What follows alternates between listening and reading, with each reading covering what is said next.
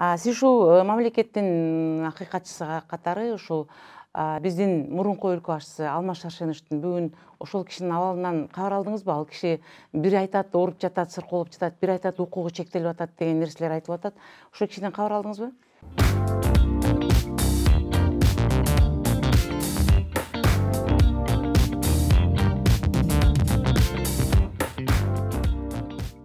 Өзүмдө жолуктум, замымда жолукту, заводделдерде жолукту. Бир нече жолу барып жолуктук аны мен. Өзүмдө барып жолуктум. Эми а кишиден а киши бир топ маселелерди көтөрдү. Бир топ маселелерди айтты. Эми анын баары бул баягы омбудсмендин компетенциясына кирбейт. Бул сот, прокуратура, тергөөнүн компетенциясына кирет экен. Албетте мыйзам боюнча соттун ишине, тергөөнүн ишине эч кимдин киришкен акысы жок. Аны өзүңүз жакшы билесиз мыйзам боюнча. Мен биринчи мыйзамды сыйлаган адам болгондон кийин мен ошону сыйлайм, кармалам. Бирок ошого карабастан мен жөнөттүм. Жазуу жоопторду алдык. Адвокатты кайра жоопту алган жоопту ошол кишиге да жеткирдик, адвокат аркылуу да бердик. То есть а киши жөнүндө сөз кылсак, аны менен бар. Эми ден соолугу боюнча мен барганда кичине жанагы давление, кан басым боюнча маселе көтөргөн. Ошондо бул маселени да көтөрдүк.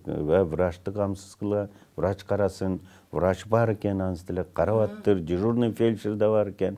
То есть контроль болуп аттыр. Баягы тыштап кетти, карабай койду дегенде мен алып. Сөз жалган, Сөз каралды Садыр Жапаровду да кошо кетсеңиз, ал кишинин да укугу корголбой жатат деп качарак.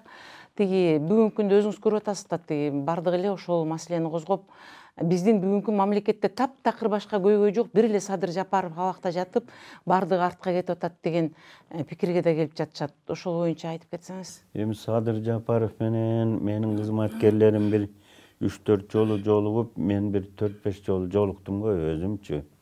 Эми ал жерден бул жерде айтууга болбойт. Бир топ ой пикирин айтты, бир топ көз карашын айтты, бир топ окуялар жөнүндө айтты.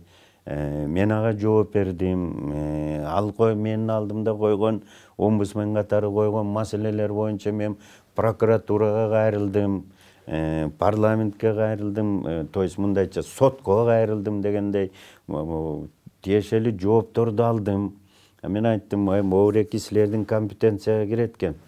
Садыр Нургожоев Жапаров бул маселени көтөрүп атат.